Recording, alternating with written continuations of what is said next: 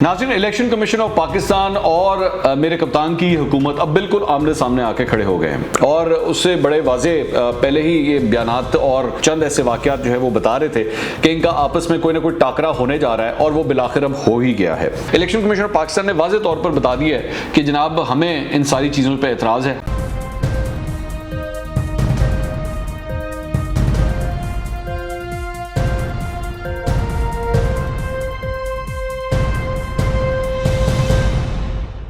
अस्सलाम वालेकुम नाज़रीन, मैं हूं मंसूर अली खान। अपने YouTube चैनल के ऊपर आपको खुशामदीद कहूँगा। सबसे पहले आपसे दरख्वास्त के चैनल को सब्सक्राइब करना मत भूलिएगा और बेल आइकन जरूर प्रेस कीजिएगा। नाज़रीन, इलेक्शन कमीशन ऑफ पाकिस्तान और मेरे कप्तान की हुकूमत अब बिल्कुल आमने सामने आके खड़े हो गए हैं और उससे बड़े वाजे पहले ही ये बयानात और चंद ऐसे वाक़यात जो है वो बता रहे थे कि इनका आपस में कोई ना कोई टाकरा होने जा रहा है और वो बिलाखिर अब हो ही गया है। 17 जून को जनाब इलेक्शन कमीशन ऑफ पाकिस्तान की जानिब से एक अदद लेटर लिखा गया है और ये है जनाब जो लेटर आया है वो लेटर उसका ताल्लुक है जो इलेक्शन के हवाले से जो अमेंडमेंट बिल हुकूमत जो है वो बुलडोज कर रही है, ये उसके हवाले से जो है वो ये लेटर लिखा गया है। अच्छा, इस लेटर के अंदर साफ साफ तौर पे लिखा गया है कि जनाब ये जो आप अमेंडमेंट्स करने की कोशिश कर रहे हैं कॉन्स्टिट्यूशन के अंदर, इसके अंदर जो है वो बहुत सी चीज़ों की कमी है और बहुत सी ऐसी चीज़ें हैं जिसकी हमसे ना तो हमसे कोई गुफ्तगू हुई है ना हमसे कोई इनपुट लिया गया है। जाहिर बात है इलेक्शन का ताल्लुक इलेक्शन कमीशन ऑफ पाकिस्तान से तो है, तो उनसे किसी किस्म की कोई गुफ्तो शनीद नहीं हुई। अगर मैं इसमें सिर्फ ये जो लेटर आप स्क्रीन के ऊपर देख भी रहे हैं, मैंने इसकी थोड़ी सी डिटेल्स भी निकलवाई है, मैं उसके ऊपर भी जाता हूँ। लेकिन सबसे इंपॉर्टेंट बात जो जिन चीज़ों के ऊपर ये एतराज़ आ रहा है उसमें पहले पैराग्राफ की जो सेकेंड लास्ट लाइन है उसमें खास तौर पर वर्डिंग्स बहुत इंपॉर्टेंट रखते हैं। जब इस किस्म का एक हाई वैल्यू लेटर एक इदारे की जानिब से हुकूमत को लिखा जाता है तो उसके वर्डिंग्स बहुत काउंट करते हैं। उसमें लिखा है जी, without affording opportunity to the representative of the election commission for submission of view point of the election commission. ये कि इलेक्शन कमीशन ऑफ पाकिस्तान ये कह रहा है कि जनाब आपने जो अमेंडमेंट्स की हैं आपने हमें कोई मौका ही नहीं दिया, हमसे कोई बात ही नहीं की कि क्या ये जो अमेंडमेंट्स हम लाने जा रहे हैं ये होनी चाहिए, ये हो सकती हैं या नहीं हो सकती, या आपकी जो अमेंडमेंट्स हैं वो कहीं आईने पाकिस्तान के मुतरादिफ तो नहीं है, उनकी शिकों से मुतरादिफ तो नहीं है। उसके बाद दूसरे पैराग्राफ के अंदर वो लिखते हैं कि जनाब 57 सेक्शंस जो हैं the election commission out of amendments in 57 sections supported amendments in 35 sections। वो कह रहे हैं आपके 57 ऐसे जो शिके हैं उनमें से 35 को जो है हम फिर भी सपोर्ट करते हैं। बेशक आपने हमसे बात नहीं की लेकिन हम फिर भी आपको सपोर्ट करते हैं, लेकिन there are certain amendments in the bill which the election commission of Pakistan considers contradictory with the constitution of Islamic Republic of Pakistan। कि जनाब आपकी जो शिकें हैं वो आईने पाकिस्तान के मुखालिफ जा रही हैं, इनमें से आपकी चंद शिकें। अच्छा, फिर उसके बाद उसमें जो चंद शिकें जो उसमें बताई गई हैं उसमें ये कहा गया जो चीज़ें जो ख़ास तौर पे जो नोट की गई हैं वो मैं आपको थोड़ी सी बता देता हूँ जो मोटी मोटी है, मैं ज़्यादा डिटेल में इसमें जा नहीं सकता वरना बहुत टाइम इसके अंदर लगेगा। उसमें एक तो ये है कि जी ये जो अमेंडमेंट आई है उसमें ये है कि जो वोटर एक हल्का है उन वोटर्स वो जो एक हल्का बनेगा वो नंबर ऑफ वोटर्स की बुनियाद के ऊपर होना चाहिए। अभी जो हल्का एक बनता है किसी भी इलेक्शन के अंदर वो बनता है आबादी के लिहाज से कि एक जगह पे आबादी कितनी है और उसके मुताबिक जो है वो एक हल्का बनाया जाता है। ये जो अमेंडमेंट लाई जा रही है उसमें जी नंबर ऑफ वोटर्स के हिसाब से ये फैसला किया जाए कि जी कितने लोग जो हैं वो एक हल्के के अंदर आएंगे। लेकिन इलेक्शन कमीशन ऑफ पाकिस्तान का ये ख्याल है, जो मुझे अपनी सोर्सेज से बात हुई है, वो ये कहते हैं कि जी इंटरनेशनल प्रैक्टिस के अंदर भी यही होता है कि आबादी के लिहाज से देखा जाता है कि एक पर्टिकुलर एरिया के अंदर आबादी कितनी है। इलेक्शन कमीशन पाकिस्तान को इस पे भी एतराज है। फिर एक और जो एतराज है वो नादरा के परफॉर्मेंस के ऊपर है। नादरा के मामले के ऊपर जो है वो इलेक्शन कमीशन ऑफ पाकिस्तान ये कह रहा है कि अमेंडमेंट ये लाई जा रही है कि जी नया वोटर जो रजिस्टर होगा वो नादरा करेगी। नादरा जो है वो जैसे ही कोई बंदा जो है वो 18 साल का होता है, उसका CNC बनता है, तो उसका वोटर का होने का इंदराज भी जो है वो नादरा के हवाले कर दिया जाए। फिर दूसरा ये है कि जी जब अगर किसी वोटर की वफात हो जाती है तो वोटर की वफात होने के बाद उसको ऑटोमेटिकली वोटिंग लिस्ट से निकालने का इख्तियार भी जो है वो नादरा को दिया जा रहा है। इलेक्शन कमीशन ऑफ पाकिस्तान ये कहता है कि जी हमारा इलेक्टोरल वोट का हमारा जो निज़ाम है वो हमारे हाथ में है, आप अगर वोटर को निकालना है तो इसके लिए हमारे पास ये अथॉरिटी होनी चाहिए। अच्छा, फिर इसके अलावा जो एक अमेंडमेंट आ रही है वो ये है कि जी जो एक पार्टी की लिस्ट होती है, खवातीन की मिसाल के तौर पे एक लिस्ट है जो दी जाती है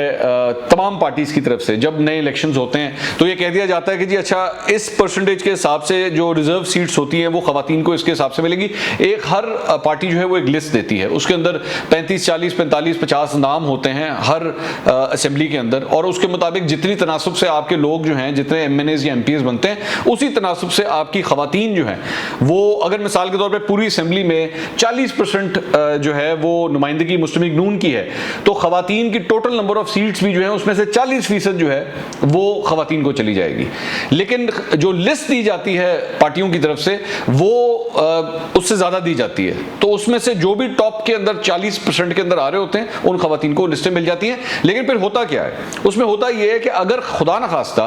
उन खवातीन में से किसी की कोई डेथ हो जाती है या किसी वजह से वो सीट छोड़ देती हैं या आप उनसे इस्तीफा ले लेते हैं, तो फिर जो नेक्स्ट इन लाइन होता है उसी लिस्ट के अंदर वो ऑटोमेटिकली उस सीट को आके कवर कर लेता है। मिसाल के तौर पे मुस्लिम लीग नून या पाकिस्तान तहरीक इंसाफ से कोई खातून है, वो वुमेन सीट के ऊपर आई हुई हैं और वो वहां से निकल गई, वो खुदा न खास्ता वफात पा गई या वो मुल्क छोड़ के चली गई या उन्होंने अपनी सीट छोड़ दी, तो वो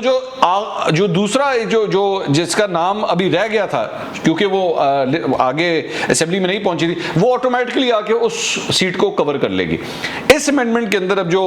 हुकूमत प्रपोज कर रही है इस अमेंडमेंट के अंदर, वो ये कह रही है कि जनाब ये लिस्टों वाला काम छोड़ें, हम ये कह रहे हैं कि जी जो सीट खाली होगी हम आपको नया नाम देंगे, आपको बता देंगे जी आप फलां औरत को जो है या फलां जो भी शख्स है आप उसको उसकी जगह पे वो सीट दे दें। इलेक्शन कमीशन ऑफ पाकिस्तान ये कह रहा है कि जी ये नहीं हो सकता, आप एक दफ़ा जो लिस्ट देते हैं फिर वो लिस्ट जो है वो 5 साल उसी तरह बरकरार रहे जितनी देर तक वो असेंबली चल रही है। अच्छा, उसके बाद सेनेट के हवाले से इसके ऊपर भी एतराज़ किया गया है कि जी हुकूमत कह रही है कि सेनेट के इलेक्शन जो हैं वो ओपन बैलेट के जरिए होने चाहिए, लेकिन इलेक्शन कमीशन ऑफ पाकिस्तान का ये कहना है कि जी सुप्रीम कोर्ट ऑलरेडी अपनी इस सिलसिले में रूलिंग दे चुकी है कि ये नहीं हो सकता और ये नहीं होना चाहिए, तो इसीलिए ये भी ओपन बैलेट वाला काम नहीं होना चाहिए। उसके बाद एक और जो अमेंडमेंट दी गई है वो ये है कि कोई भी सियासी जमात बनाने के लिए जो पहले जो रूल था वो ये था कि 2000 लोग अगर एक सियासी जमात उनके सिग्नेचर्स ले लेती है, उनकी शहादत आ जाती है, वो आके कह देते हैं कि हाँ जी ठीक है हम इस सियासी जमात से हमारा ताल्लुक है, तो वो सियासी जमात जो है उसकी बुनियाद रख दी जाएगी। लेकिन अमेंडमेंट के अंदर ये कहा जा रहा है कि नहीं 2000 नहीं, इसको 10,000 करें। 10,000 लोग जो हैं उनके सिग्नेचर्स और उनकी वेरिफिकेशन जब आ जाए तब एक सियासी जमात का क़याम जो है वो किया जा सकता है। इलेक्शन कमीशन पाकिस्तान इसके ऊपर भी एतराज़ कर रहा है कि जो दूर दराज के इलाके हैं या छोटे सूबों के अंदर अगर कोई सियासी जमात बनाना चाहता है तो उनके लिए 10,000 लोग इकट्ठे करना बहुत मुश्किल काम है, तो इसलिए इसको 2000 के ऊपर ही इसको रखा जाए। उसके बाद एक और जो प्रपोजल आ रही है वो ये है कि जी चीफ इलेक्शन कमिश्नर के पास ये इख्तियार है कि अगर वो ये कहीं पे समझता है कि किसी हलके के अंदर जो है वो इलेक्शन फेयर नहीं हुए, तो वो पहले जो रूल था वो ये था कि 60 दिन का उसके पास टाइम है, 60 दिन के अंदर अंदर उसकी रूलिंग के मुताबिक वो उस हलके के इलेक्शन को नल एंड वॉइड करार दे सकता है। अगर वो समझता है कि वहाँ पर धांधली हुई है या कोई फ्रॉड हुआ है तो वो 60 दिन के अंदर जो है वो उसको ख़त्म कर सकता है। इस अमेंडमेंट के अंदर ये कहा जा रहा है कि जी इसको 30 दिन कर दिया जाए, कि 30 दिन के अंदर अंदर जो है वो उस इलेक्शन को नल एंड वॉइड करार दे दिया जाए। इलेक्शन कमीशन ऑफ पाकिस्तान का ये ख्याल है कि अगर आप इस तरह करेंगे तो हमें इंक्वायरी करनी होती है, ये एक टाइम टेकिंग एक मरला है जिसके अंदर आपको डिटेल से बैठ के देखना होता है कि क्या धांधली हुई या नहीं हुई, तो हमें 30 दिन के अंदर बाउंड मत करें, जल्दी जल्दी में काम मत करें। 60 दिन का इसका टाइम है, उसको 60 दिन ही रखें जब से इलेक्शन हुए हैं, तो इसलिए इसमें जल्दी ना करें। इसके अलावा जो मेरी चंद अपने जराए से बात हुई है, 2 और चीज़ें खास तौर पर जो ओवरसीज पाकिस्तानीज को वोटिंग का राइट देने का जो मामला है वो, और इसके साथ साथ जो इलेक्ट्रॉनिक वोटिंग मशीन EVM के ऊपर जो अमेंडमेंट लाई गई है उसके ऊपर भी एतराज़ इलेक्शन कमीशन ऑफ पाकिस्तान को क्या है। जो मेरे सोर्सेस से मेरी बात हुई है,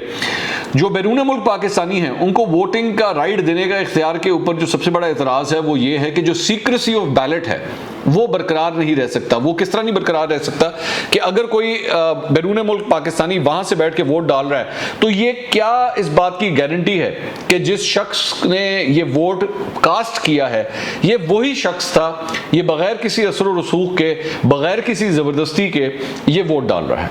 जो इलेक्शन कमीशन ऑफ पाकिस्तान के अंदर जो सोर्सेज मुझे बता रहे हैं कि उनको जो इस बात के ऊपर इतराज है कि जी ये इस एलिमेंट को आप इंश्योर किस तरह करेंगे, क्योंकि जब आप वोट डालते हैं तो उसकी सीक्रेसी और इस बात की एहतियात कि ये जोर जबरदस्ती से वोट नहीं डलवाया गया, ये बड़ा जरूरी है। तो जो बैरून मुल्क पाकिस्तानी वोट डालेंगे वो इस बात की गारंटी किस तरह दी जाएगी कि हाँ इन्होंने फेयर तरीके से डाला है। वो मैं जानता हूं कि पाकिस्तान तहरीक इंसाफ खास तौर पे ओवरसीज पाकिस्तानीज को वोटिंग राइट इसलिए भी देना चाहती है क्योंकि उनको लगता है कि 80 लाख या इतने लगभग या इससे ज्यादा कुछ थोड़े से लोग हैं जो बैरून मुल्क मुकीम पाकिस्तानी है, उनमें से बेशतर जो है वो पाकिस्तान तहरीक इंसाफ को सपोर्ट करते हैं। तो इनकी कोशिश ये है कि वो पूरा चंक जो है वो जल्द अज जल्द यहाँ पे लाया जाए, जबकि ऑपोजिशन की जमातें खासतौर पर मुस्लिम लीग नून जो है वो इसके हक में नहीं है। उसके बाद जो इलेक्ट्रॉनिक वोटिंग मशीन का जो मामला है उसके ऊपर भी इलेक्शन कमीशन ऑफ पाकिस्तान को एतराजात ये हैं कि जी हमने इसको अभी सही तरह टेस्ट नहीं किया है, हमें ये नहीं पता कि ये कितना वेदर रेजिस्टेंट है। एक दिन में जब इलेक्शन होता है तो पूरे पाकिस्तान में मुख्तलिफ जगहों पर मुख्तलिफ मौसम होता है, कहीं पर गर्मी ज़्यादा होती है, कहीं पर सर्दी ज़्यादा होती है। क्या ये हर किस्म के टेम्परेचर के अंदर मेंटेन कर सकता है, काम कर सकता है या नहीं कर सकता? अगर लोड शेडिंग होती है तब क्या होगा? इसकी सीक्रेसी का क्या एलिमेंट है? इसको हैक तो नहीं किया जा सकता? ये तमाम एतराज़ात हैं जो इलेक्शन कमीशन ऑफ पाकिस्तान को